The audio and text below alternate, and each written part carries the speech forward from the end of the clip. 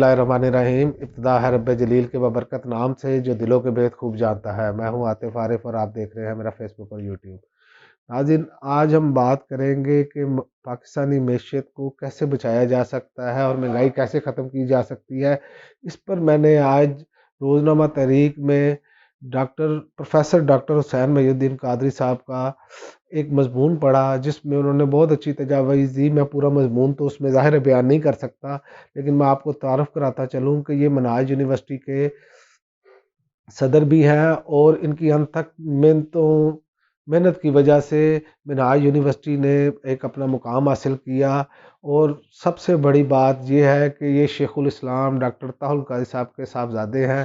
کچھ آپ کو معلوم ہونا چاہیے، جب کوئی بڑی شخصیت گھر میں والدین موجود ہوں اور وہ ہوں بھی اسلامی حساب سے ایک اسکالر ہوں، اور ان کی تربیت کا فیض اور پھر ان کی اپنی محنت ہے، خاص کر ان کی اپنی محنت اور لگن، پی ایچ ڈی ہیں وہ اس معاملے میں، تو آپ دیکھیں کہ انہوں نے اپنی خود محنت کے بلبوتے پر اپنا مقام علیحدہ سے حاصل کیا۔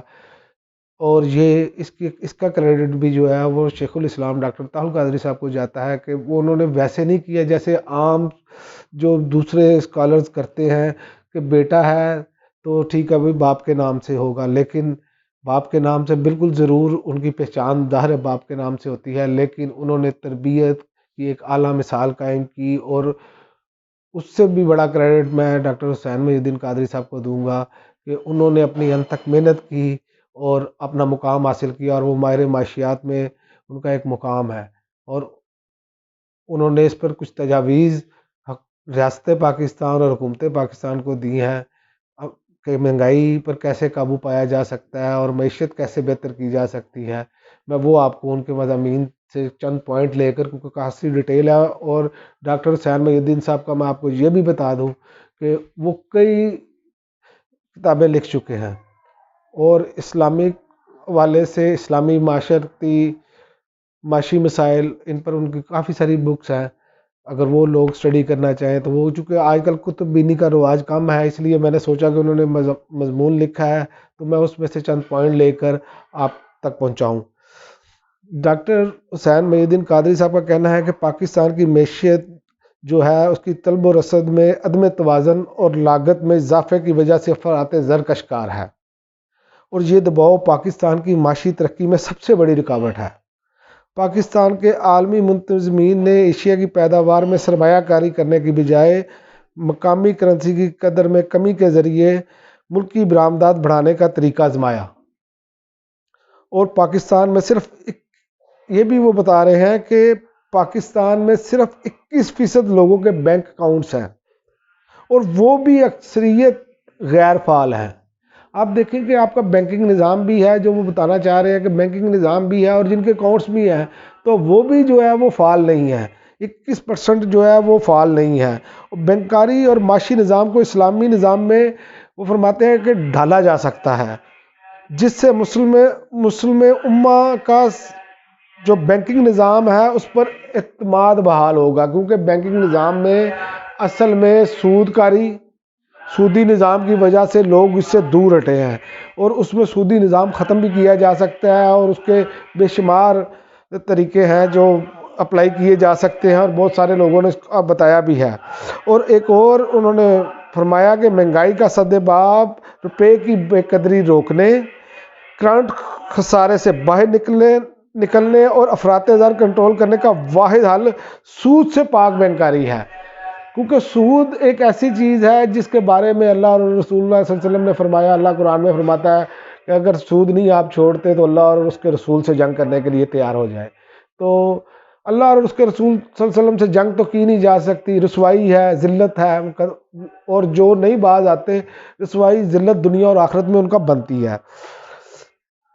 تو انہوں نے بتایا کہ اس کا افراط زر کنٹرول کرنے کا واحد حل سود سے پاک بینکاری ہے۔ قرض لینے کی بجائے سکوک اور دیگر بانڈز کی شکل میں اوپن مارکیٹ میں آپریشن کا سہارا لیا جائے۔ یہ پالیسی ریٹ بڑھانے پر انحصار کرنے سے زیادہ فائدہ مند ثابت ہو سکتا ہے، اور پالیسی ریٹ کو دوسرے آئٹمز کے ساتھ ضم کرنے اور افراط زر کو کنٹرول رکھنے کے لیے سخت چیک اینڈ بیلنس کا نظام قائم کیا جائے.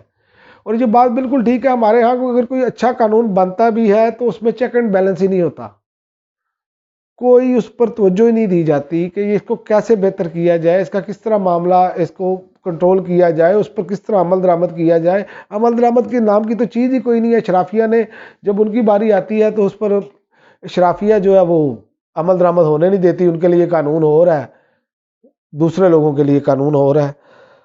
اور انہوں نے ایک اور بات کہی کہ حکومت کو روزگار کے مواقع پیدا کرنے چاہیے. یعنی کہ یہ بھی ایک ہے کہ اگر روزگار ہوگا تو قدرتی بات ہے کہ آپ کے جو گھر میں اگر 4 لوگ ہیں، اگر تین برسر روزگار ہیں تو پھر بھی اس کا گزارا اچھا ہوتا ہے. اور اگر آپ کے 3 یا 4 لوگ ہیں اور 4 کے 4 ہی بے روزگار ہیں تو پھر تو وہ غربت سے بھی نیچے چلے جائیں گے. آج کل کے حالات میں تو گزارا نہیں ہوتا، اور جاب جو ہے کریشن وہ بہت زیادہ ضروری ہے، روزگار کے مواقع بہت زیادہ ضروری ہیں.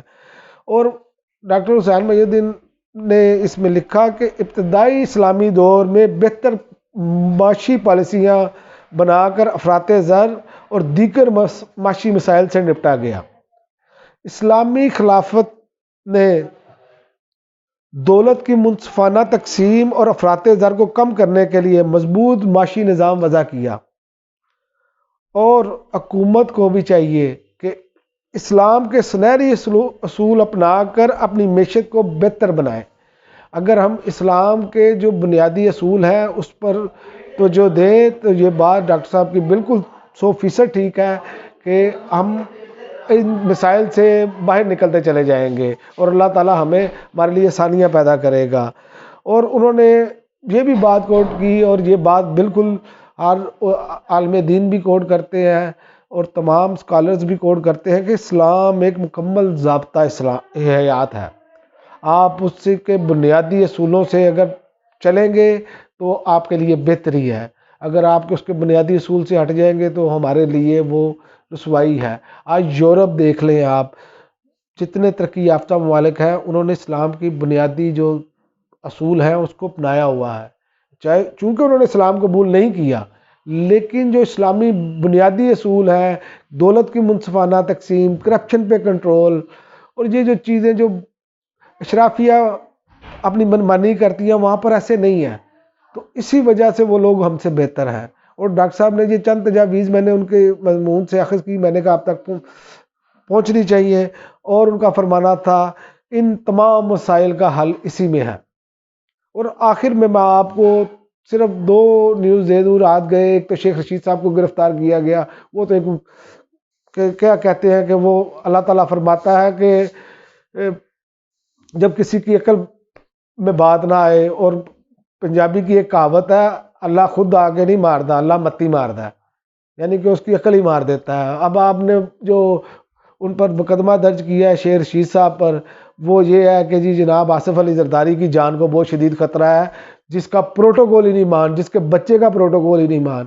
اور دوسری مجھے بہت ہی افسوس کے ساتھ یہ کہنا پڑ رہا ہے کہ انتہائی سینئر صحافی، اور میں سمجھتا ہوں پاکستان کے سب سے نڈر صحافی ہیں اینکر عمران ریاض خان صاحب، ان کو بھی گرفتار کیا گیا ہے. کیا ان کا قصور یہ ہے کہ وہ سوال پوچھتے ہیں؟